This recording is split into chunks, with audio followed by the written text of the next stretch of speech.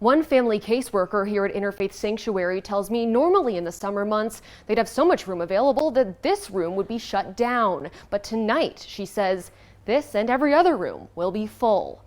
We've been full every night. Emergency shelter staff say they've even had to turn people away recently. Which normally you would see a loosening in our population this time of year because it's so warm.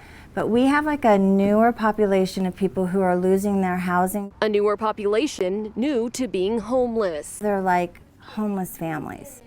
And so they're not chronically homeless. They've never been homeless. While many of them are working, housing authorities say their wages can't keep up with rising rents. The minimum wage is not enough for a household to afford rent in our market right now. There are government assistance programs like Section 8 vouchers for low-income, disabled, and elderly. There's just one problem. If the rent increase is significant enough that it goes over our payment standard and our subsidy is maxed, then the increase is absorbed fully by the tenant. Which is what happened to this Idaho mom of 4 on a voucher for her disability. After her absorbed portion of the rent went from $900 to $1,100 to nearly $1,600 a month, she suddenly got a vacate notice from her landlord. We had been perfect tenants, never failed an inspection ever, and always maintained the property. She says finding another place on such short notice almost led her and her 4 kids into homelessness. As soon as they hear Section 8, we would get hung up on. While property managers do have the right to choose who their tenants are, for voucher holders looking for that new place to move after being priced or forced out, it can often be a losing battle. Our success rate of people being able to connect that voucher to an affordable unit that works with the program is about 68%. From Boise, Madeline White, 6 on your side. As Boise grows and federal funding for rental assistance programs remains stagnant, Idaho housing authorities are feeling the strain in helping support folks in need. As 6 on your side's Madeline White reports, the effects could be forcing out residents who have lived in Boise for years. When our doors open, panic is walking through. As I previously reported, Boiseans are being priced out of their homes in record numbers. I've been the director for about 23 years here, and prior to that I was 5 years at Idaho Housing. I've never seen it the way it is right now. Homeless shelter leaders saying they're fuller than ever at this time of year. Now, Ada County Housing Authority reopened the application lottery to join their wait list for Section 8 vouchers, a form of federal rental assistance. And then we've worked through that list in about a year and a half, 2-year period. And then if they're still in the area and they still need our assistance, we bring them in for beginning the process of getting a voucher to them. But with booming growth, Deanna says fewer property managers are even accepting vouchers. One longtime Boise local facing rising rents says even with his Section 8 voucher, he's struggling to find somewhere else to live.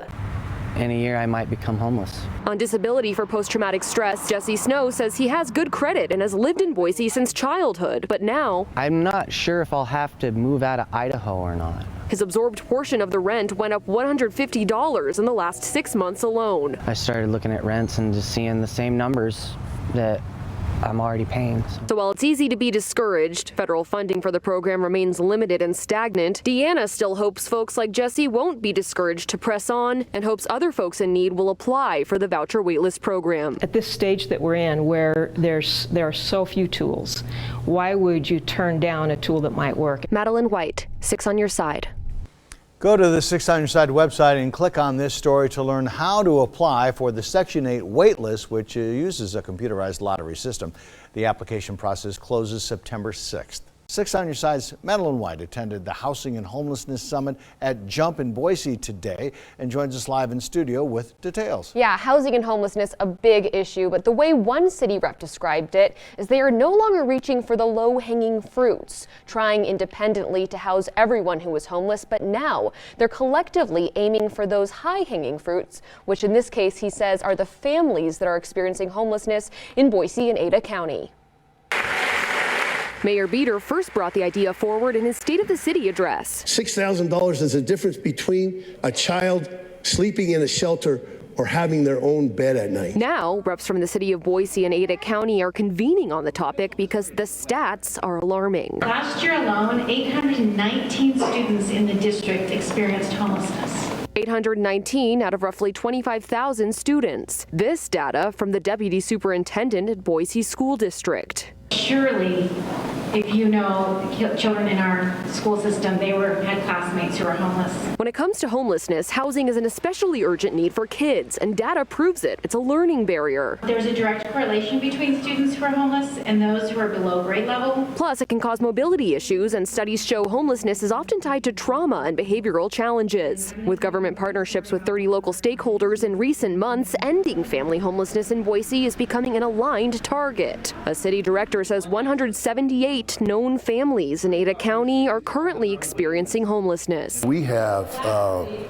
a manageable amount, and we believe with everybody pitching in, we can effectively, over some years, eliminate family homelessness. How? For one, they say they'll see to it that families take priority for services, especially those with kids under 5. Also, preventing families from getting evicted by helping families in need pay their rent, and by connecting families fleeing domestic violence with local resources. Still, city reps maintain the importance of building more supportive housing. Supportive housing works. Just like we see at NewPAC, across all of our programs, those who get supportive housing intervention, 80% of them are stably housed a year later. First projects are the toughest, but once you've done one, it's so much easier to do it again, something similar. But other than that, Beater says they're relying on philanthropy. If we, focus resources right now, we have a chance to do what almost no community has. Ada County Commissioner Diana Lachiondo says county representatives will begin interviewing philanthropists in Boise in the coming months to gauge interest in the project to end family homelessness.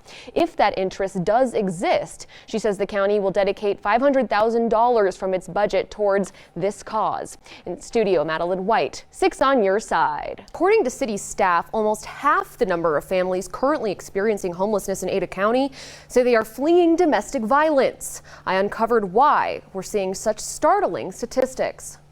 It's scary. Before families fleeing domestic violence can find new, safe and secure, stable housing, many of them are facing housing instability in the interim. It happens to everyone, even in our amazing Boise, Idaho. Resources exist for this group of at-risk homeless. Women's and Children's Alliance, for example, provides free transitional shelter to individuals and families who have been impacted by domestic abuse. But sometimes there's a wait for that housing due to the high demand, and when there is, Faces of Hope steps in. We're the triage and they're the long-term. We make sure that you're in a hotel for several weeks until you can find a job, get the help that you need, contact family and friends. Dinger says one reason that number is so high is because in the face of domestic violence, getting the help you need is a complicated thing. I had a woman who had been sitting in our parking lot for 2 hours. And she said, I was either gonna take my life, and she pulled out a bag of pills. Like she was gonna end her life, or she was gonna walk up those stairs into that blue door and ask for help. And she's like, I was this close. To just walk up those stairs was so hard. She goes, I tried twice. She says getting help has to ultimately be one's own choice, and that family and friends can help by being a non-judgmental listener who tells them they believe them. I don't know what actually ultimately ended up giving her the courage to actually come through the blue door, but I think we don't want to admit that we're being abused. The one that we love the most is hurting us. Dinger says Faces, WCA, Catch, and other agencies are collaborating, not competing, to address this issue in Ada County and provide hope for those in need. When we finally do, it's amazing because you can see this transformation. And actually, with Our Path Home, 30 local agencies are collaborating to address family homelessness as a whole in Boise. So, Madeline, in that 44%, does that include folks staying in transitional housing? That's a very good question. Yes, it does. And it also includes people who are actively in the process of fleeing, so in their car, in shelters, or camping. But that number does not reflect families who are doubling up, sharing housing with each other, for example. All right, thanks, Madeline. Scott, amid skyrocketing rents and stagnant wages, shelter directors in Boise say they're seeing more families struggling with homelessness for the first time. But it's not just shelters playing a key role in the local affordable housing crisis. More and more people are turning to motels. 6 on Your Side's Madeline White investigates and joins us live in studio. That's right, Dawn. It's not just truck drivers and tourists seeking shelter in Ada County motels. There's a profile many motel staff members tell me they're continuously seeing: the faces of locals in desperate transition. but hope could be on the horizon. My kids keep me strong, but it's hard. You're supposed to be able to provide for your family. And Claire Wallace recently left a job at the front desk of this Ada County motel. She says the number of locals she was serving just kept rising. there was a lot of people just from around the Ada County area coming in, either looking for a place to stay, trying to get weekly quotes, or families that were actually coming in there and either staying for a week or until money ran out, and it was increasing each month that I saw. And staff at the Motel 6 in Meridian aren't the only ones. 1 in 4 of the motel representatives who responded to my survey say they're seeing a rise in locals seeking rooms. We're all one paycheck away from being booted out on the street. The executive director at Catch, a program that pairs Ada County families in need with housing, says they're seeing it too. And they're running out of money and they're not sure what to do and they're kind of desperate. So that is definitely on the rise.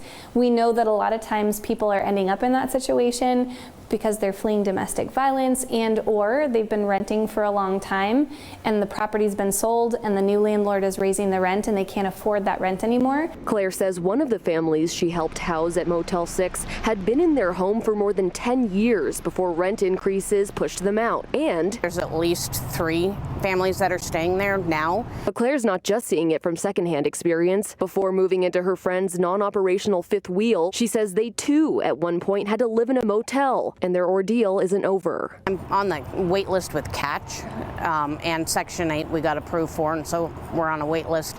Catch has about a year-plus wait list, and we've been on it since July and haven't moved up at all. So, how are you feeling? Are you hopeful, or are you feeling discouraged? It's hard, especially this time of year.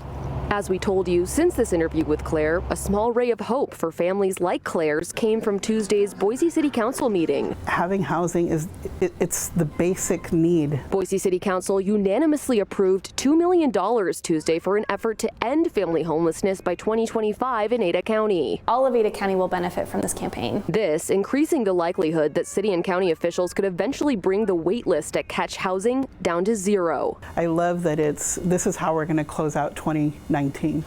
But there's plenty of work in 2020 and 2021, and I'm looking forward to it. Since this news, Claire wrote to me in a Facebook message saying she is hopeful for families like hers in this situation. And Dawn, while motels may be housing more locals, Stephanie at Catch says that it really isn't the best way to go. Because motels are expensive and they can't be that much more than the total monthly cost for an apartment. They're not, which is a major concern that Stephanie brought up, because she says many people are depleting their funds before they even get to the point where they have to pay a security deposit and first month's rent for a unit. And this is a big deal right now. Questions about homelessness and affordable housing played a big role, major role, in Boise's recent mayoral election. Sure did. And it's an issue that you've been tracking very closely.